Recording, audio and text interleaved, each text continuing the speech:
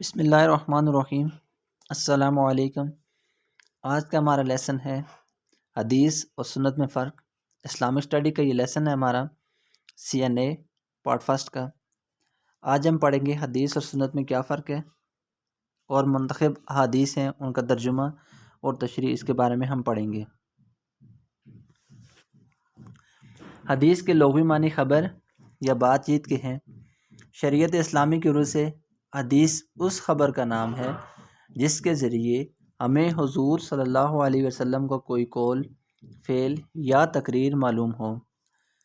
حدیث قولی وہ ہے جس میں حضور صلی اللہ علیہ وآلہ وسلم نے کسی بات کے کرنے یا نہ کرنے کے بارے میں کچھ فرمایا ہو، اور اس میں کسی معاملے میں بھی آپ صلی اللہ علیہ وسلم کی دی ہوئی زبانی ہدایات کا تذکرہ ہو۔ دوسرے نمبر پہ حدیث قولی ہوگی، دوسرے نمبر پہ حدیث فعلی ہے۔ حدیث فعلی وہ ہے جس میں راوی نے حضور صلی اللہ علیہ وسلم کا اختیار کردہ کوئی عمل اور طریقہ بیان کیا ہو۔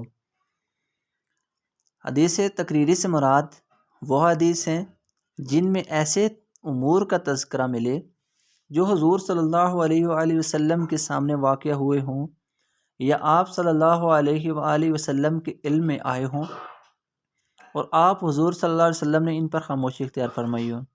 اس لیے کہ اگر اس معاملے میں کوئی بات ممنوع یا قابل وضاحت ہوتی تو یقیناً حضور صلی اللہ علیہ وسلم ضرور اس میں رہنمائی فرماتے۔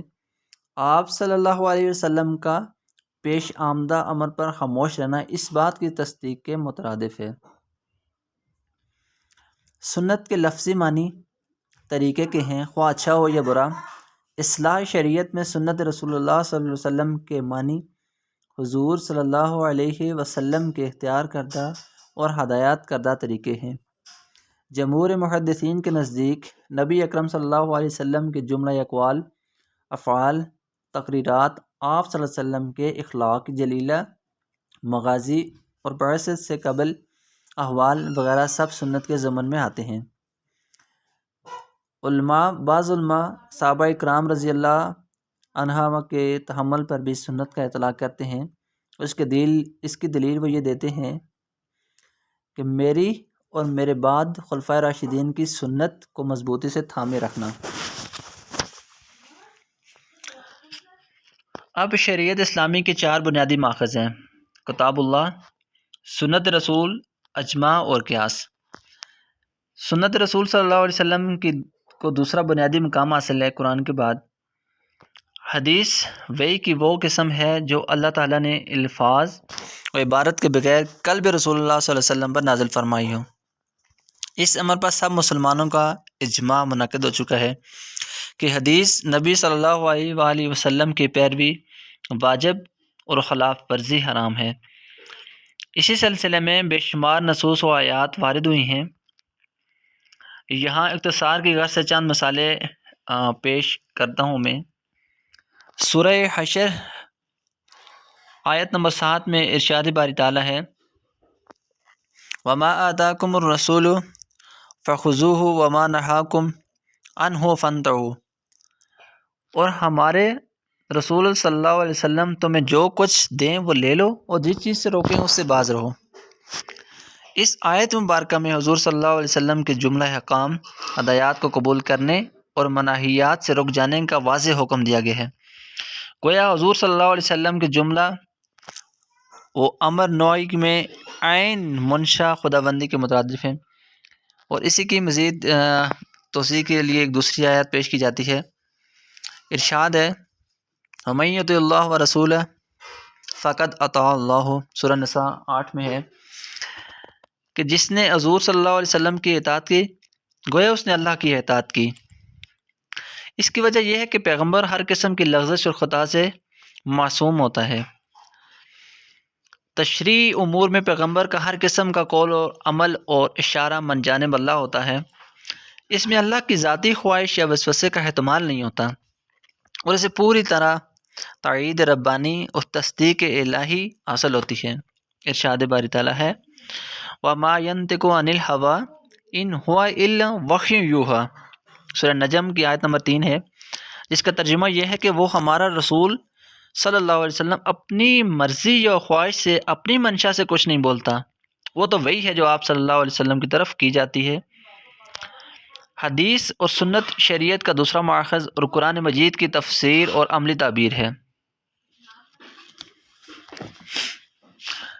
حضور صلی اللہ علیہ وسلم کے انہی فرائض جلیلہ کا تذکرہ مندرجہ کچھ آیات ہیں، اس میں ہمیں ملتا ہے اور میں اس کے بارے میں آپ کو بتاتا ہوں۔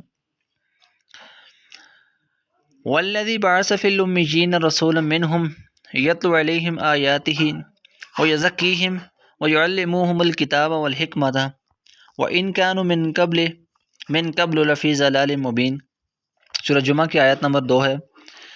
اللہ وہی ہے جس نے ان ان پڑھ لوگوں میں انہی میں سے ایک رسول بھیجا جو ان پر اللہ کی آیاتیں پڑھتا ہے، اللہ کی آیتیں پڑھ کر ان کو سناتا ہے اور ان کے نفوس کو سنوارتا ہے، اور انہی کتاب اور عقل مندی سکھاتا ہے، گرچہ وہ اس سے پہلے سری گمراہی میں تھے۔ قرآن کریم میں بہت سے امور مثلاً عبادات، حلال و حرام، معاملات وغیرہ میں مجمل اصول واقع ہیں، قواعد بتلا دیے گئے ہیں، تاہم ان کی تفصیل اور توضیح جو ہے وہ پیغمبر کے ذمہ ڈال دی گئی ہے۔ اور آگے ایک صورت میں ارشاد ہے وَأَنزَلْنَا إِلَيْكَ الذِّكْرَ لِتُبَيِّنَ لِلنَّاسِ مَا نُزِّلَ إِلَيْهِمْ، سورہ نحل میں 44 نمبر آیت ہے۔ اور ہم نے آپ صلی اللہ علیہ وسلم پر قرآن نازل کیا تاکہ آپ لوگوں کے لیے ان چیزوں کی توضیح و تبیین کریں جو ان کی طرف نازل کی گئی ہیں۔ اسی طرح اختلافی اور فیصلہ طلب معاملات میں حضور صلی اللہ علیہ وسلم کی طرف رجوع کرنے کا حکم دیا گیا۔ ارشاد ہے اگر تم کسی معاملہ میں آپس میں جھگڑا پاؤ تو اللہ اور رسول کی طرف رجوع کرو۔ یعنی اگر اس طرح مختلف متنازع امور میں حضور صلی اللہ علیہ وسلم کو حکم بنانے اور ان کا فیصلہ دل و جان سے تسلیم کرنے کو ایمان کا بنیادی تقاضا قرار دیا گیا ہے۔ آگے مختلف منتخب احادیث ہیں۔ سب سے پہلی حدیث ہمارے پاس جو ہے انما الاعمال بالنیات وانما لکل امر ما نوی، بخاری مسلم ابو داؤد میں یہ حدیث ہے، نسائی ابن ماجہ۔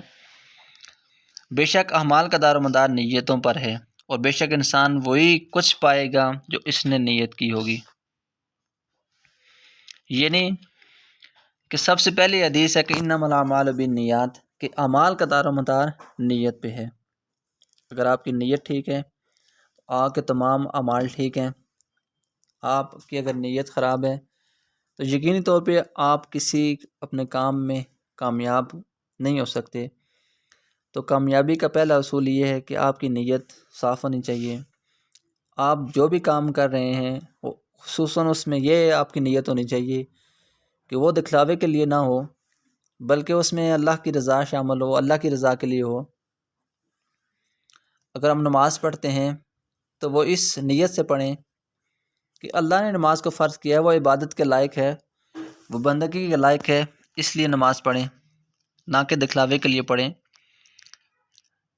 ایک جگہ پہ آتا ہے کہ اگر کوئی شخص نماز پڑھ رہا ہے اور قریب کوئی دوسرا شخص اس کو دیکھ رہا ہے، اور اگر اس کو یہ محسوس ہو، یہ فیل ہو کہ وہ بندہ مجھے دیکھ رہا ہے اور میں اپنی نماز لمبی کر دوں، تو یقینی طور پہ یہ بھی شرک کے زمرے میں آتا ہے، دکھلاوے کے زمرے میں آئے گا۔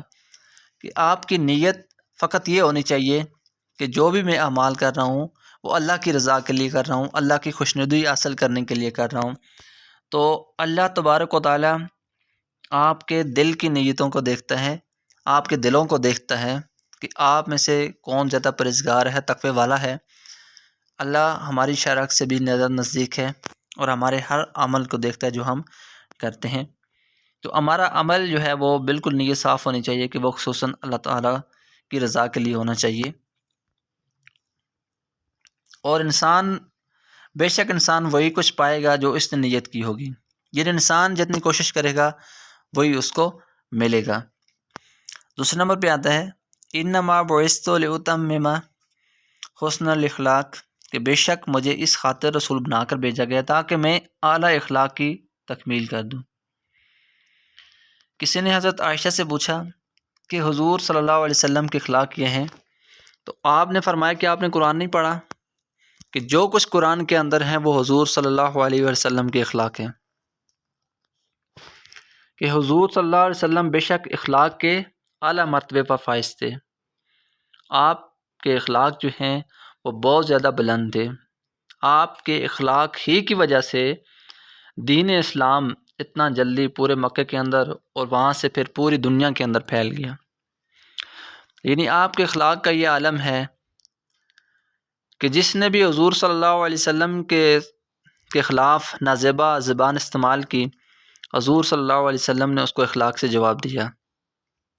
یہاں تک کہ مدینہ کی گلیوں سے گزرتے ہوئے حضور صلی اللہ علیہ وسلم پہ کچرا اور کوڑا پھینکا گیا۔ ایک نبینہ عورت تھی، وہ حضور صلی اللہ علیہ وسلم پہ کچرا اور کوڑا پھینکتی تھی۔ روزانہ جب حضور صلی اللہ علیہ وسلم